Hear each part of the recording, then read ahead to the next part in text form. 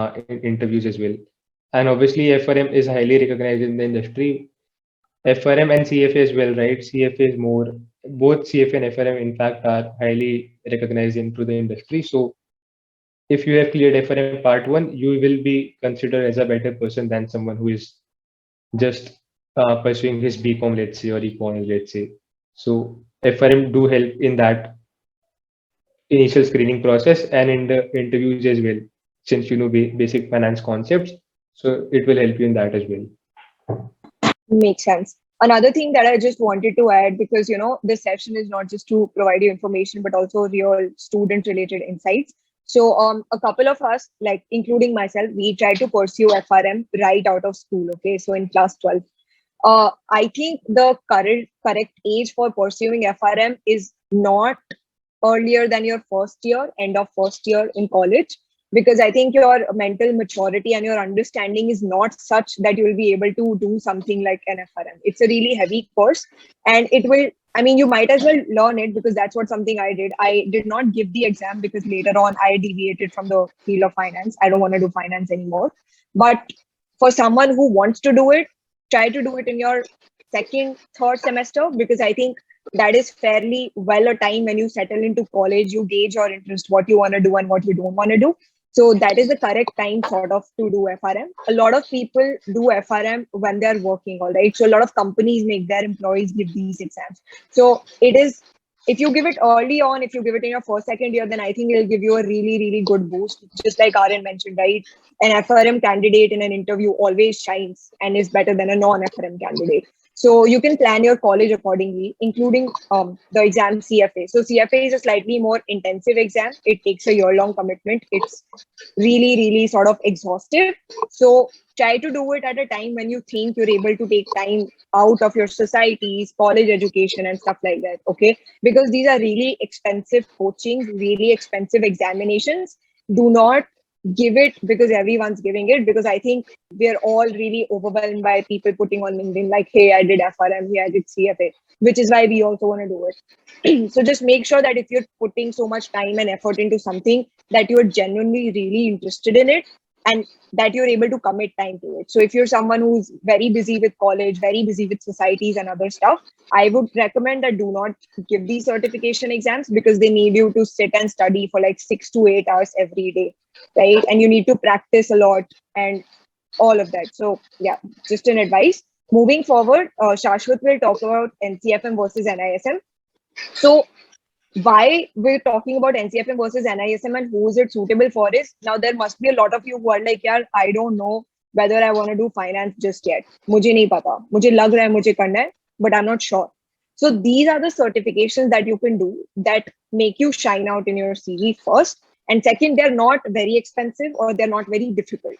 And these certifications are kind of less known. Slowly and gradually, it's spreading out to people. People are getting aware of it. More and more people are giving it, but it is still niche. So if you have a NSE certified sort of any examination in derivatives, equities, or whatever, it will definitely make you shine out.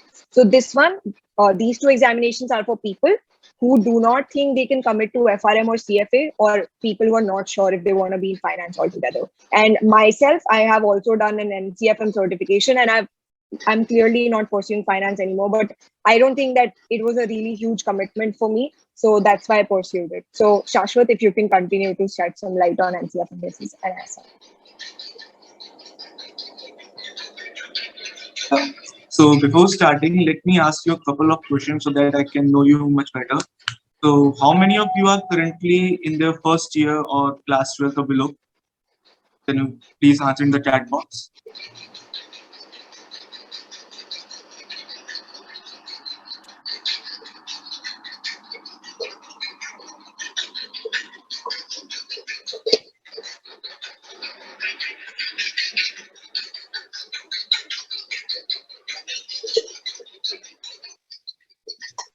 There are quite a lot of people. And is there any working professional in there who's looking for a career change?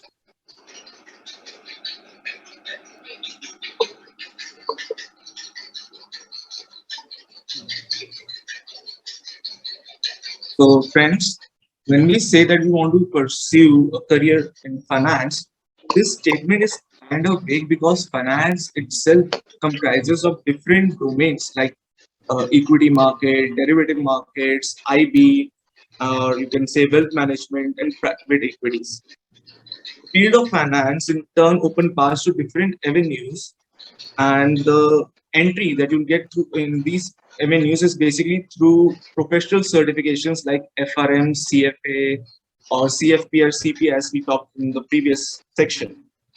But before jumping into these professional certifications, which needs a lot of time commitment or monetary investments, it's good to know whether are we compatible to the formulas or to the numbers or to the analytical skills that these core financial career requires. Right?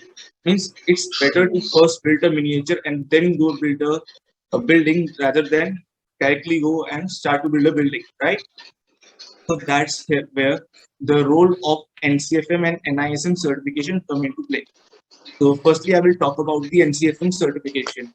So the full form of NCFM, just for general knowledge, is NSE Academy certification for financial markets. These certifications are backed by the National Stock Exchange and were initially started to provide financial literacy to people, but later, eventually, these certifications, you can see there's a trend between this industry among the students that they use these certification as a credible proof to their knowledge about finance and stock markets and basic financial knowledge.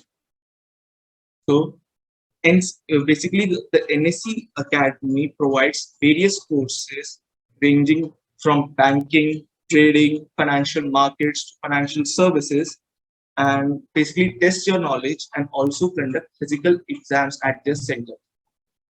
If I talk about basic structure of an NCFM exam, not the exam, but the structure, the courses they offer, basically all their courses are divided into different modules and then again segregated into different levels. For example, if we have a module on the derivative markets, then this derivative market module is again divided into different difficulty levels like foundation level, intermediate level, and then advanced level. If you pursue these NCFM certifications, the material, the material for the exam is directly provided by the NSC Academy only, and the whole exam is based on this material itself. If I talk about the eligibility criteria for these examinations, NSC do not have any eligibility criteria for these examinations because these examinations were started to provide financial literacy, which cannot be confined to a certain section of people, right? So, if we talk from the student's perspective, there are two things can divide the the people who give NCFM exam into two segments. One are the working professionals, and one are the students who are currently in the first year, second, or class 12. If you are a working professional, say, and wanted to switch your career into finance, NCFM provides a great way for you to kind of explore different domains in finance. In fact, before giving any major before started preparing for any major certification like FR, CFA, or CFP like that, it's better that you go for NCFA first to get a basic understanding of the finance world. Now, if I talk about the students, what all benefits the NCFM provides to students is first, if you do these certifications in your class 12th or 11th or in first year, this certificate provide an edge over other students since now your basics of stock of financial world is kind of clear through these certifications. Next, these certifications are very cost efficient because cost and time efficient because if we compare them to other certification like FRM CFA, FRM CFA needs a greater time commitment, basically 6 months to 1 year. If we talk about the FRM and a very high monetary investment because as you see, a single exam of FRM is kind of $70,000, $70,000 or 70,000 rupees. I'm sorry. So it's kind of expensive. So before going for these examinations, it's better that you do NCFM first to get a clear understanding of the finance world and be and get a little clarity that is the finance is for you or not. Are you compatible with the numbers, the formulas, and are you able to understand the concepts very well? Next, job opportunities. So let's be realistic here. These NCFM certifications are only these certifications require only 1 month preparation and cost around 2,000 rupees. So you can't really rely on these kind of certification that they will get you a job or any internship not internship opportunity, but will get you any job. These certifications are mere a credible proof of the knowledge that you have acquired through NISM.